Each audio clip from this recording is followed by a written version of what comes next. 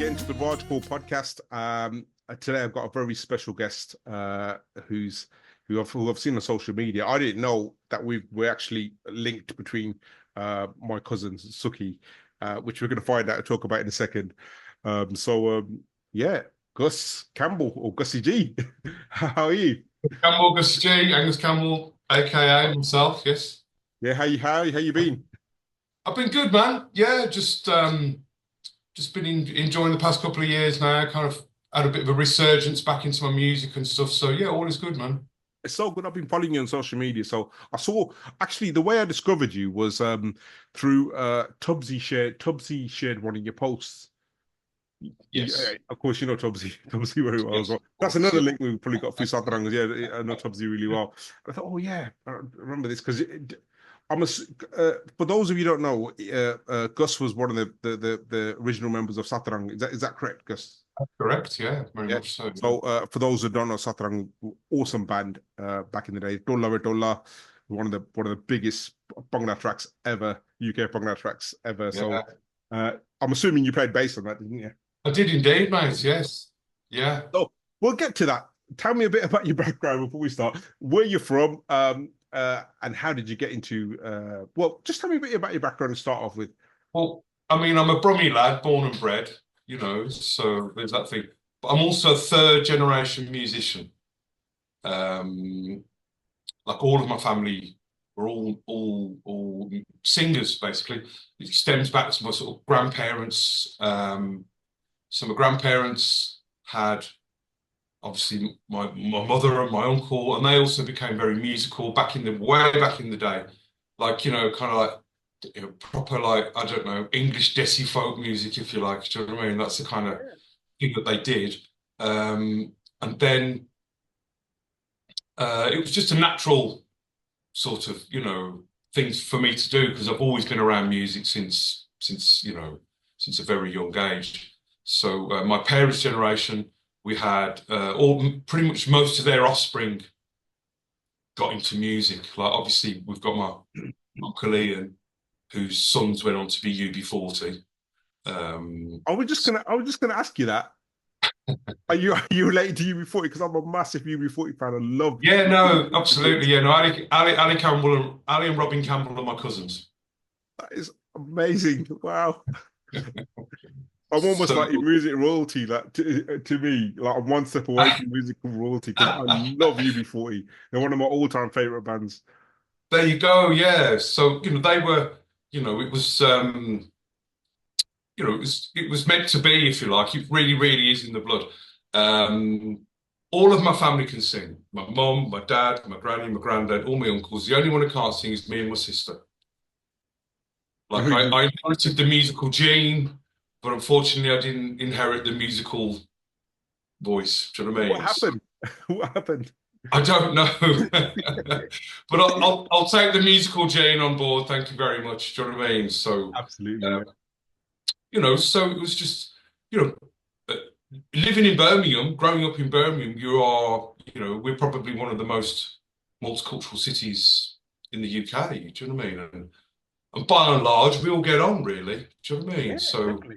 Yeah. At a very early age, I was always exposed to different musics, you know, Caribbean music, Indian music, type of thing. So I was no stranger to any of it, you know. So yeah, it was a natural thing for me to do. And my weapon of choice when I was a lad was the bass. So I learned to play bass guitar. So how did you get into the bass? Well, when we were kids, we wanted to do a band. My mate was the drummer, the other guy was the guitarist, so I didn't have a choice. As you do. You're going to either be bass or nothing, mate, so take your choice. I was like, okay, bass it is. But I don't regret that decision at all. Bass is a great instrument. Fantastic instrument. So yeah, just kind of cut my teeth locally as a local lad, playing in bands. You know, you get out there, you meet people, don't you? You're playing gigs, you're on the circuit, kind of thing. And just really enjoyed it. Had a fantastic time. Like I say, I lived in Borsalith and Moseley and stuff, and you know, we mixed with a lot of different cultures. Got to know quite a few Indian people and stuff. Do you know what I mean? I think just one thing led to another. It was just, I think, you know, so sort of perchance moments I knew a guy who used to play in this Indian band who played bass. Well, I don't want to do it anymore. Do you want to do it for me, sort of thing? And I was like, oh, okay, yeah. What's the crack like? So, and that he sort of introduced me into Satrang. Um, so I sort of went along and had an audition, really. You pronounced it perfectly as well. That's so cool. Sorry? You pronounced Satrang perfectly as well. There you go. So yeah, so I went along and met this crazy bunch of guys. Do you know what I mean? Like um we kind of took to each other really from the beginning, really. Do you know what I mean? So it was, Yeah, but your kind of, tolerance of alcohol suddenly oh my God. quite good now. Yeah, I know what it is. Yeah. I'm not much of a drinker myself, but like I know the Well, story. yeah. So what can I say about that? Like but yeah, it was a crazy thing for me because like getting to understand Indian music was like a whole brand new world to me. You Absolutely, yeah. know, um, the way it's sort of the way it's done and stuff. So my mind really quite boggled with it at first. But after a while, after a few rehearsals, and we kept going, we kind of, we got to grips with it. And we also, don't forget in Satrang, we had like a white drummer and a white guitarist as well. So that would have So helped. effectively, they'd got a sort of very Western sounding rhythm section. Hmm. From guys who understood, sort of groove and funk and reggae and all that. So we were all drawing on all of our influences. So I think for Satrang we provided a good bedrock, but perhaps slightly different to everybody else's because it Mhm. wasn't necessarily coming from a sort of, Indian area. It was coming from a Western area. Yeah. We were paying attention to what was needed for us to, you know, do for the songs. So I think that's kind of where they got a little bit of their own sound. But I think all bands back in those days had It their own did, sound. man. It was an amazing time. Like you probably already know about this, Gus, is that that type of music, Bhangra music, we formed it, the British. Absolutely. Yeah, it's not actually Indian, it's actually British. It's a Yeah. British region, which is like how awesome is that? And we're not and I don't think we shout loud enough about that. No, it's music born out of, a multicultural situation, wasn't it? Absolutely, You yeah. I mean, know, but you've got people. the Sorry. Indian guys were picking up influences from being over here, and then we were picking influences up what we were hearing from them. It's a unique time. Yeah, and I don't think you'll ever get that back now because like now it's become so generic because of samples and stuff. You won't get that sound. That's probably my favorite era of music. The bands, including Satrang, yeah, DCS, you probably know about them all. Yeah, Excellency, all those bands. There was as a yeah, kid growing up, they were like, wow, this is like because it was yeah. something for us. Yes, Yeah, it was in between. yes, Like we loved yes, everything else. We loved Right Said Fred, Jacko. Well, I didn't anyway, and 80s rock. I loved all that. But you had something that was specific that met us as a third culture because that's what we all were really, a third culture here. Yeah. So yeah, yeah. I mean, you remember, like, Taz back in the day. He took all that on, didn't he? The whole kind of the MJ kind of thing. You could see where his influences were coming from too. Do you know what I mean? And so it just made it right for the people at that time, within the sort of growth of Indian culture over here and stuff. So absolutely. I'm proud to be part of that. Do you know what I mean? It was, Yeah, that's exactly why I wanted you on here because it was such a. I just want to see it from your side as well. But before we sort of get into that, how did you learn bass? Did you just pick it up one day, or because I know that what you just said earlier that the rest of your band threw you as the bass player, but what did you do to learn it? Because a lot of well, my audience.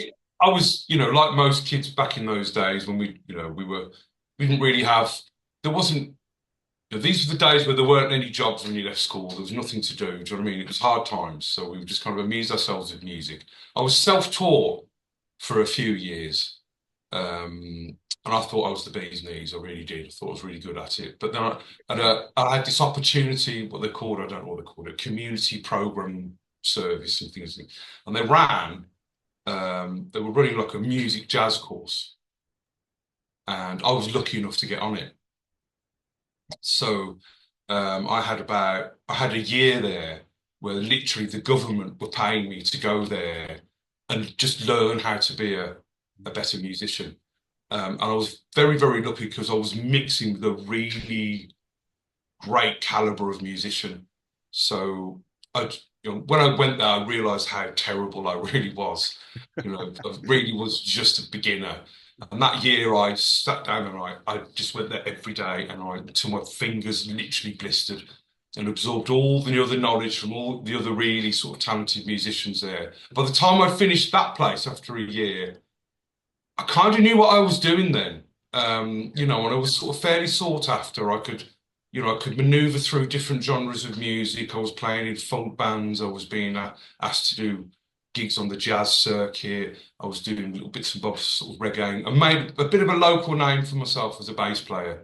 So kind of that's probably one of the reasons why we got noticed, Yeah. I mean, I'm learning piano at the moment, right? There you go, yeah. No YouTube then, mate. Oh, no, not YouTube then. I've actually got a teacher. I can't learn from YouTube. I've got this teacher called Shirley, right? She's probably a 60-year-old woman, but she mainly teaches kids. Yeah. When she teaches me, don't worry, sweetie. Oh, that's such an. I learned so well off her. She's such a good teacher. But I learned everything. I learned was through interactions with other musicians. Really, you can pick up stuff from books and teachers and whatnot, but you really, really have to. Once you get out there and start to interact with other musicians, that's when you start to understand what your role is. Like, as a keyboard player or as a bass player or as a guitarist, which is like what you've said, that I think we're missing out a bit on that now. Yeah, it's definitely, it all saddens me, because as I said, like, it's a British thing, something we should be proud of, and it's just gone. I don't think music's got that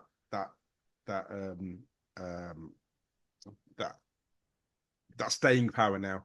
A track's gone and heard and it's gone. Whereas I'm still listening to UB40. So that says something, does it? It might be my age, to be fair. Music's so transient, as you say. People just pick it up one day and then they throw it away, like the next day. But I think why the really good tunes from sort of, back in the day have endured is because there's they were so good. They're so ingrained in people's memories. Do you know what I mean? Like, you grow up listening to what your parents listen to. Exactly, yeah. Like that, do you know what I mean? But I think as time's going by now, as you say, it's getting less memorable. It's getting more generic. So I wonder in 50 years' time whether it'll still be our generation of music that they're listening to and not bothering to listen to anything in between, because it wasn't good enough. I actually think so, because like I remember. I think part of the problem is, I remember when you were in the 80s and 90s, if you bought an album, it was an event, wasn't it? Like, you go out and you buy the latest, I don't know, say I bought the latest Satrang album. I'd go home, put it down, there'd be no distractions. I'd listen to every song. And then I'd take it in my Walkman. The label, you see who the musicians were, you'd see where it was recorded, and that interested you. Do you know what I mean? It's sort of. Hi guys, this is Raj Kaul. Thanks so much for listening to the podcast. If you want to support the rest of my music, if you could go and check me out on Spotify, on Apple Music, and add my songs to your playlists if you like them. Thank you.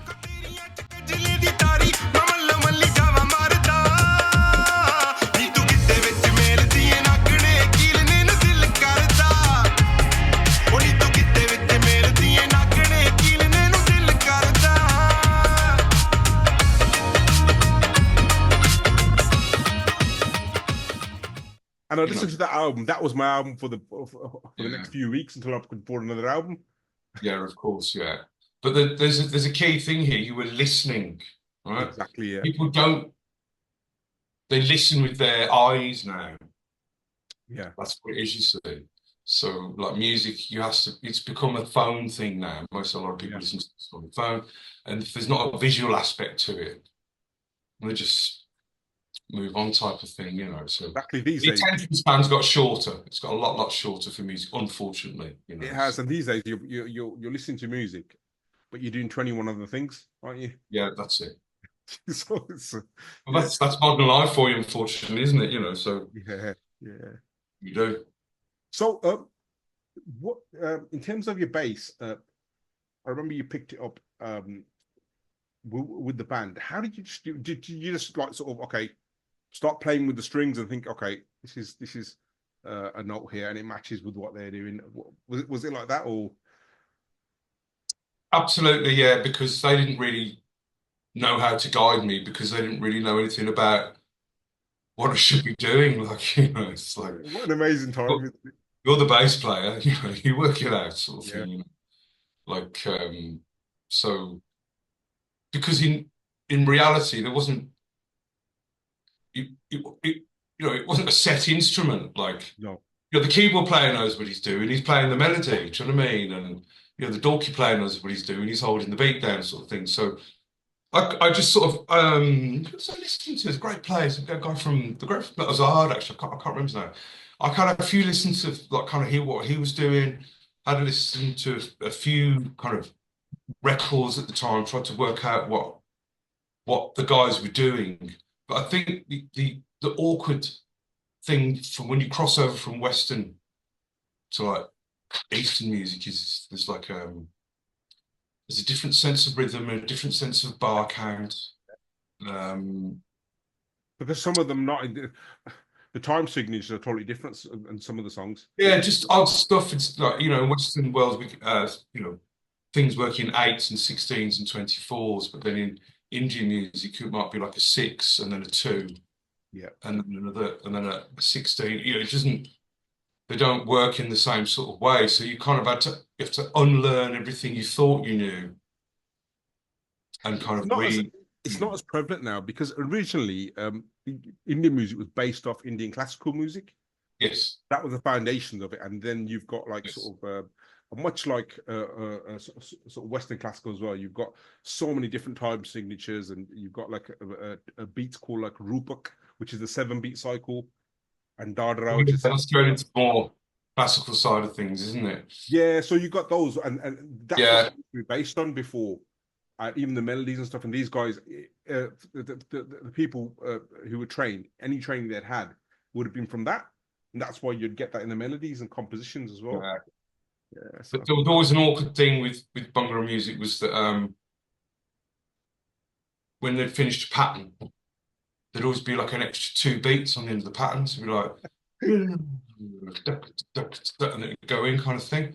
And then when they used to say, "Oh, we want it to sound like this," so they'd ask for like they'd want like a 4-bar Western groove. But then when they come to that end of that groove, they wanted an extra 2 beats for the little drum roll before they go to the next one. And that would throw the groove out because you can't, because then the groove would suddenly be half a bar out on the next one. Gotcha, So yeah. kind of, it was always a challenge to try and make it all kind of fit together. So how did you meet Satrang? You were introduced by one of your friends who's another bass. Yeah, that's right. And so what was your first meeting like with Satrang?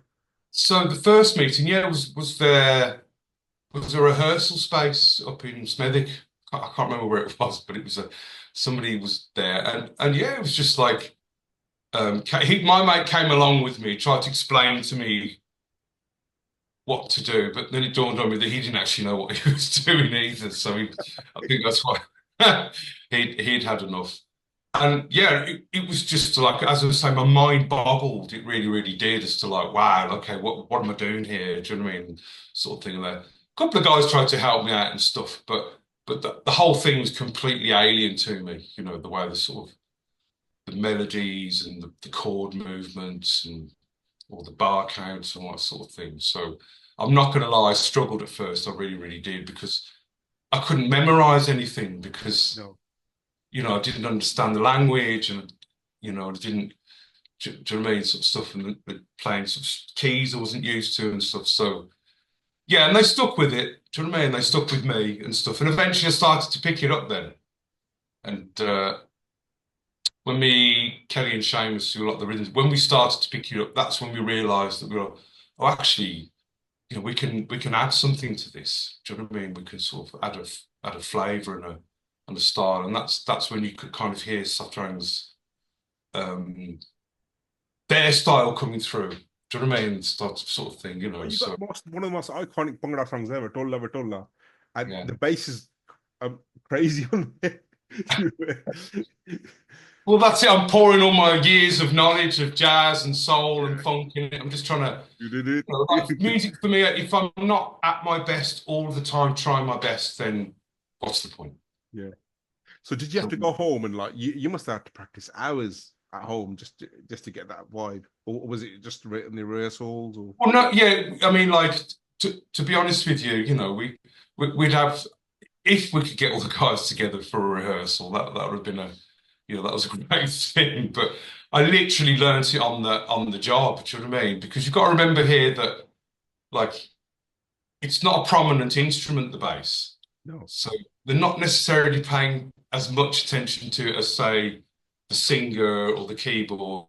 If the singer's out, the keyboard player's playing the wrong melody, everybody's going to notice that. But the guy kind of chugging away in the background there, you're kind of adding a frequency, do you know what I mean? But after a while, do you know what I mean?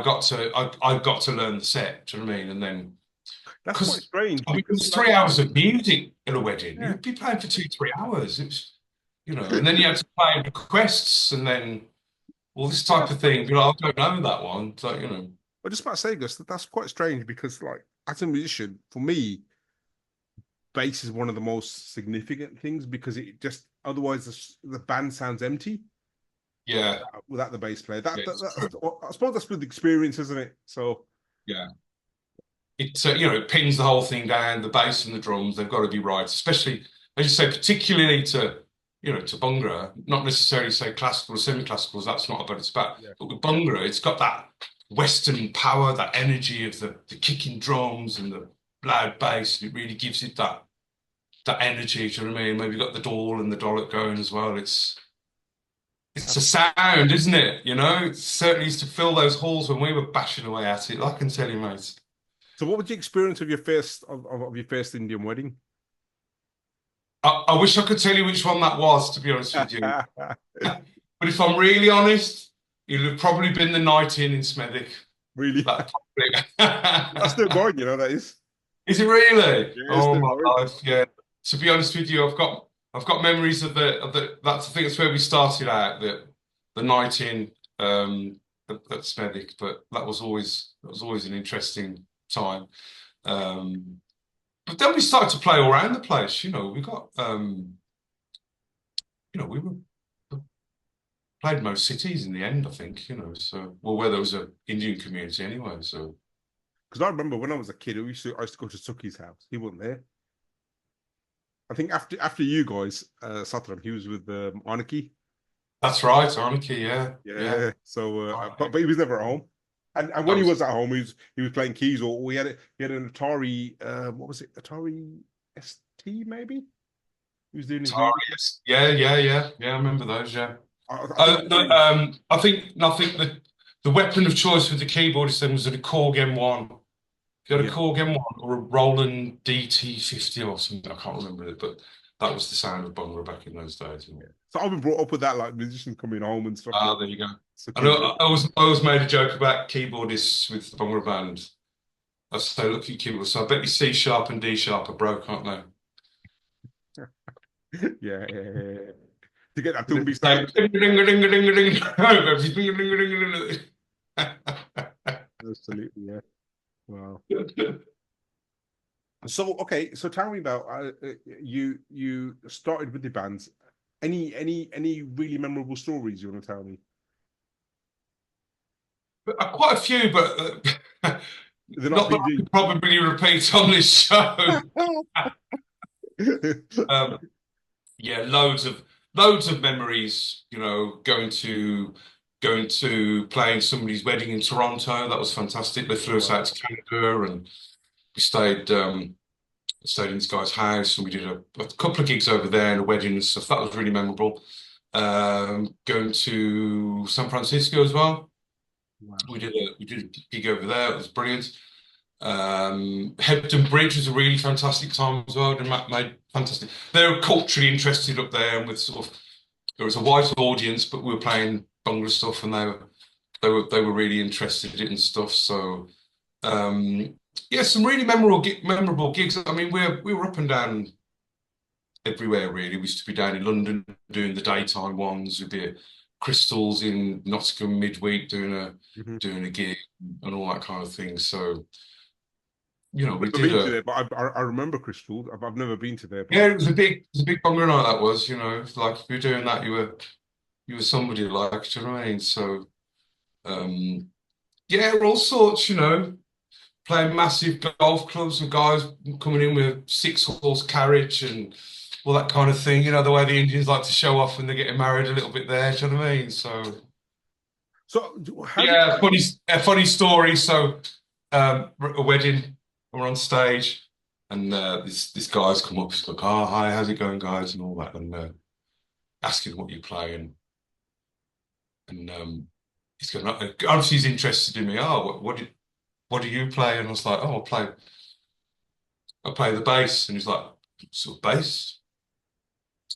I said, yeah, bass. It's a guitar, but it's only got 4 strings. And he went, but can you play the 1 string? So he's referring to the Thumpy. He's probably referring to Thumpy, yeah. So she got me there. So, in terms of like culturally, how did you sort of adapt to Indian, because it's a bit different, isn't it? Like especially the drinking and doing and just in terms of like family structures as well. I'm assuming you're probably fed at people's houses as well. And oh God, yeah, we'd stop over occasionally. If it was early or late, yeah, you can't step into an Indian house without getting fed, can you? Do you know what I mean? Exactly, yeah. So how did you adapt to that? Because it must have been like a bit of a culture shock for you as well in terms of slightly, yeah, a little bit, but that's where I learned about Indian culture. Do you know what I mean? And became very relaxed with it, and we never had a problem at all. It was great, always got fed at the weddings and stuff. Do you know what I mean? And looked after, and Indian hospitality is famous, isn't it? So yeah. Nobody hosts a wedding like the Indians do. So it's always really good. Always a pleasure with hearing. So, in terms of Bhangra music in the UK now, well, Bhangra music, let's say, I can say it to you properly, the correct pronunciation, because So, what do you think's happened to Bhangra music? We discussed a bit earlier that whole band scene's gone, and you've got like quite generic music now. What do you think's happened from an outsider? Because, well, you're an outsider and an insider at the same time. I think what's happened is that music moves with music is generational. Okay, so obviously when the grandparents came over, they were just listening to music from back home. Do you know what I mean? And then when their children were born, they were listening to music that they heard here, but then they were listening to music that they heard home. Yeah. And then we had that sort of, and then it started to melt together, and then kind of, as you say, we had this unique situation where we have, Bhangra music from this country, and that was great. But now the generation after that, they've kind of not really listened to what the grandparents listened to. They listened to a little bit what their parents listened to, but now they're listening to predominantly Western music. So I think what's happening now is, Indian artists everyone's going to want to make music wherever they come from. But I think now what's happening is, I'd say that, kids sort of grown up in the 2000s now who are producing music now. They're going to be doing like kind of grimy stuff now. I think ultimately the traditional instruments have probably died away a little bit because they're not really hearing them that much anymore. So, I don't know. There's a bit of a melting pot again, but I think the music, the Bhangra music that we know, it's just had its time, really. I think. Do you know what I mean? So I don't know where it's going now, really. I see a lot of young guys, see a lot of Indian rappers, and but they're taking on that kind of grind kind of thing now. They're not really identifying with the kind of Indian cultural side of it. Do you know what I mean? Hi guys, this is Raj Kaul. Thanks so much for listening to the podcast. If you want to support the rest of my music, if you could go and check me out on Spotify, on Apple Music, and add my songs to your playlists if you like them. Thank you.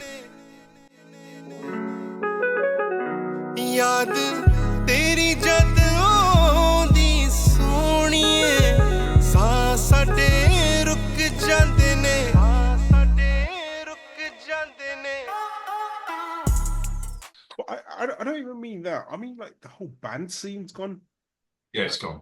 The It's band money. scene's dead. It's They got priced out of the market. That's the truth of it. You know, back in those days when you were paying good money for a band to come and do a day's entertainment, then the DJ thing came in, and then we were finding ourselves being outpriced by DJs who come along, and I said, well, I'll play all the records and kind of thing. And really, they stole the market because they just, they outpriced us. They just, and unfortunately, money talks. I don't know. I should imagine some of them can't charge a fortune. Do you know what I mean? Charge like some of them £10,000 like for a DJ. But he's turning up the lights and the PA and the whole thing. Kind of thing. He brings the whole thing, and you kind of. So yeah, it was unfortunate that the band's died, because it was a real beautiful thing, That's really insightful, really, really amazing. So we'll sort of wrap up, Gus. Tell me, you've got a hoodie, B15 Project. You want to tell us about that? B15 Project, Birmingham's very own postcode band. Because like after that scene died, I got into sort of dance music and stuff. And me and my friend were sitting there. He's going, "What should we call the project?" I said, "I don't know." He says, "Well, where are we?" I said, "We're in Edgbaston, because that's B15, isn't it?" Oh, B15 Project. And we were making garage music back in those days, but it hadn't quite blown up at that time. It was still very much an underground kind of scene, and I was making that music at the time. I mean, I thought I was making underground garage music. It turns out I was making pop music, but I wasn't quite as cool as I thought I was.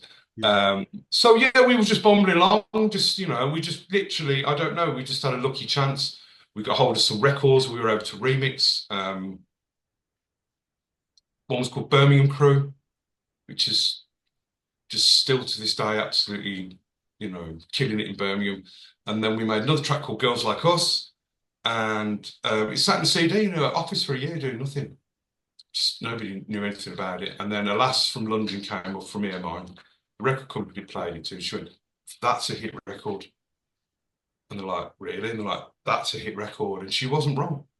It rolled its way down to London, got signed up to Relentless, which was part of Virgin, and they got it to number 7 in the charts, which was just an amazing thing, Yeah. So yeah, we had a fantastic summer off the back of that. Playing, we did Top of the Pops, we did all sorts, MTV, shot videos in Spain. So it was the golden time, So, but I kind of, garage died then, and I kind of dipped out the scene. I went into film and TV music, and then I had an epiphany a few years ago, and I thought, "Do you know what?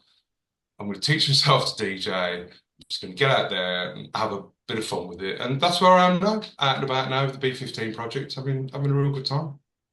Oh, well, that's absolutely amazing, Gus. Number 7. I'm actually talking to like full on celeb, aren't I? Stop it now, behave yourself, man. I'm just just say you're humble. I can tell you humble guy, but really, number 7 in the chart and top in the top. Yeah, UK charts back those. It kind of meant something back then. It was still a thing, I think. The charts, it's a few years ago now. You went on Top of the Pops as well, did you? We did Top of the Pops as well, yeah, which is funny. That was a funny experience.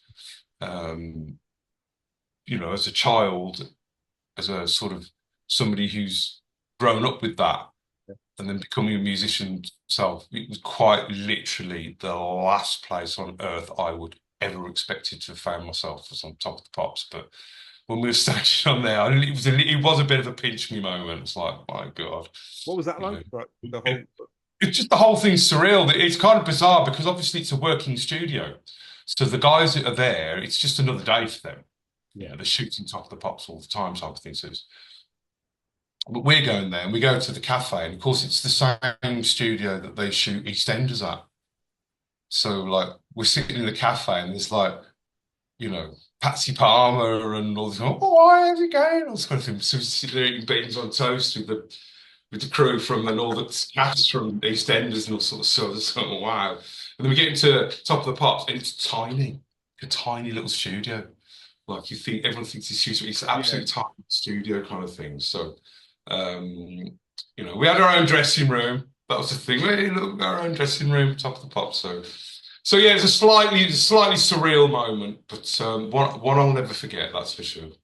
That's amazing, crazy. So you saying you did TV and TV and movies for a while, did you?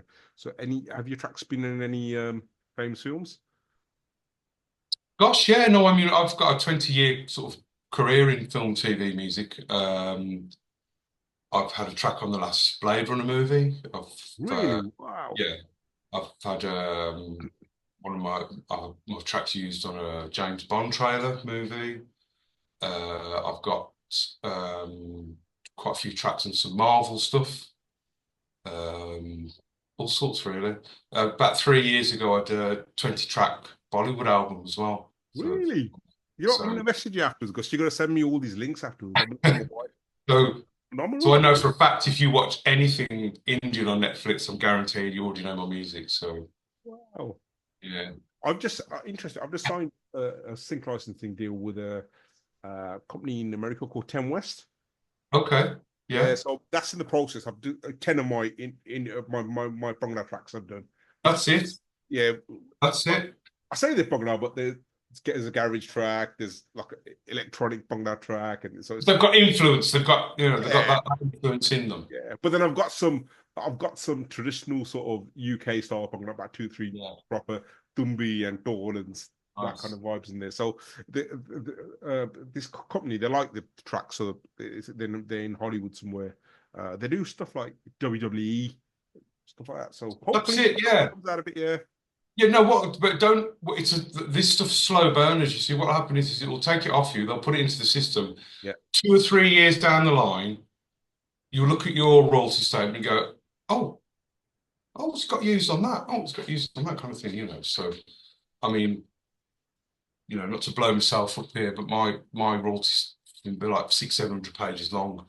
That's sort of stuff that gets used all the time on film and TV. And well, that's what I'm working on as well. So that's it. Just keep going at it, man.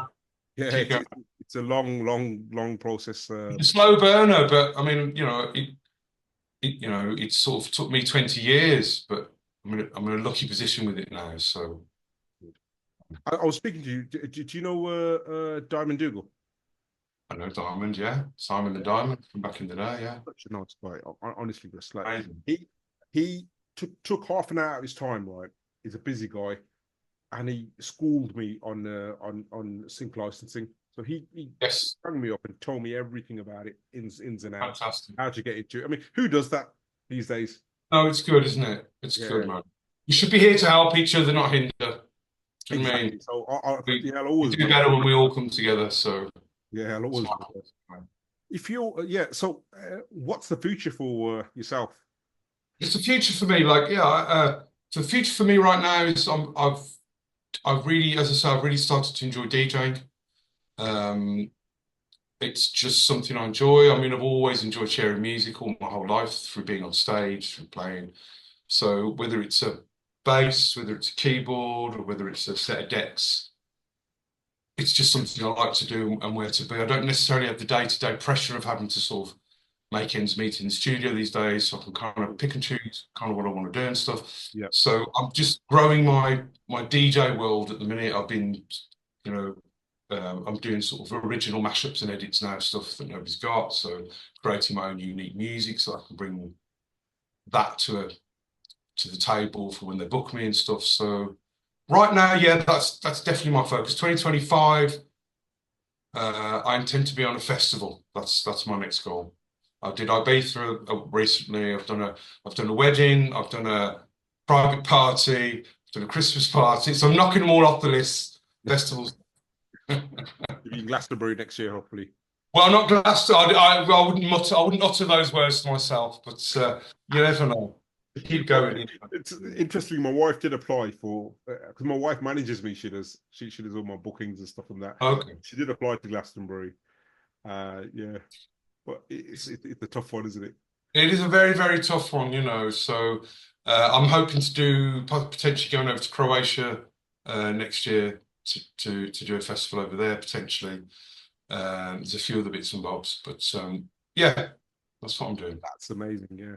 Well, it's been an absolute pleasure talking to you, Gus. If you're, by the way, if you are you still in Birmingham? I'm still in Birmingham, mate. Yeah. We got to link up outside of this. You can come down and you can sort of where you're not Indian hospitality, you come down. No, that's fine, mate. Look, so you got my number. You're welcome anytime. It's been a pleasure talking to you. Absolutely, yeah. I hope it hasn't all been a waste of time. We got something from that. It's been amazing. And what I'll probably do as well, we'll talk offline anyway. So, guys, that was Gus. Where can we catch you? Where can the audience catch you if they want to follow you and social media? Oh, on the socials, really. You've got Gussie Campbell Facebook, or you've got at B15 that will take you to Instagram or TikTok. Yeah, look at B15 Project on TikTok or Instagram. Look up Gussie Campbell on Facebook. Follow my crazy, mad musical journey. It's all there for people to see if they're interested. Amazing. So one question, sometimes I forget, sometimes I remember, I've remembered in your case. The podcast is about musical excellence. What advice would you give to myself and to any other budding musicians how to pursue musical excellence? Okay. I mean, musical excellence, when I was a child, meant you had to learn an instrument. Nowadays, it's very different these days. People can go to a computer, they can get a software, they can drag and drop loops in and stuff and make music. That's great, but that's a shortcut, right? The real way to unlock it all properly is you have to learn some kind of instrument, whether it's a keyboard or guitar or something, because that's going to be your way of being able to sort of channel your expression and creativity through. Don't just rely on modern technology doing it all for you. Don't buy an AI program and go, oh, I want a hip hop track click and I want it to be this click, because it's a quick fix, but you'll run out of ideas. So unfortunately, you know, there's no quick fixes. It's a long road. Learn an instrument. That's all I can say. If you want to be a producer, that's really interesting because I was thinking about this the other day. You say you have an AI track. The AI is not going to play this type of augmented chord for you. You have to know that yourself, and they're just going to play the simple chords, and the structure is going to be quite simple. But you have to know that theory in the first place. You absolutely do, and that's the thing. And there's no shortcut to it. No, it takes time. Musical knowledge, musical theory takes time. You can get a quick fix from a program now, but in the long run, you won't be able to do the long run because you won't have the true building blocks that you need. Absolutely. And I just want to make a point on that. I think going forward in the future of AI, because there's going to be so much music out that's already popular, the people who are going to stand out are the people who are, I think we're going to go full circle, the people who actually know what they're doing. And I don't mean that in a derogatory way. I mean, like, as you said, people who have been taught music or have taught themselves music. I think that those are the ones who are going to stand out. I'm using AI, but I use it in the sense that, like, I haven't got a great voice, so if I need a backing vocal, I can sing it into the AI. I can then use the AI also sing it for me. I'm still in control of my creativity with it. I'm not looking for it to looking for it to replace me or what I think, but I'll certainly utilize the tools around me to enhance what I do. Do you know what I mean? But I wouldn't look for AI to do it for me and then take. Like, there was funny. There was somebody on a somebody said, "Oh, I've made these tunes on an IA software. What do you think of it?" Somebody put it up and said, "Well, what exactly did you do? Like, well, you didn't do anything. You're presenting what a software did for you. So it's not actually your music. No. So where do you fit in? Like, do you know what I mean? So, if you just want, oh, I think, what do you think? So, well, I think the AI is, I'm not, see what I'm trying to say there? It's, Absolutely, yeah. like artistry is as good as the people that are making it as such. And I think people who know what they're doing will use AI to their advantage and make great music. Absolutely. But the cardboard cut out cookie people who just, think they can press a few buttons and they've got it. That, as you say, that will never make the grade in the end. No. Oh, fantastic. Okay, my friend. Thank you so much, Gus. And no problem. Yeah, hopefully, I'm just going to hit the stop the record button and we'll just chat okay, that minute offline. I won't keep you too long. So, guys, that was Gus, Gussie G. Gussie G in the house. Yeah, Gussie G in the house. Make sure you follow him on social media. Leave a review on the podcast. Leave a comment. And if you're watching this on social media clip, just drop a comment, drop a like, and make sure you follow him. All right, thank you so much. Until we meet again.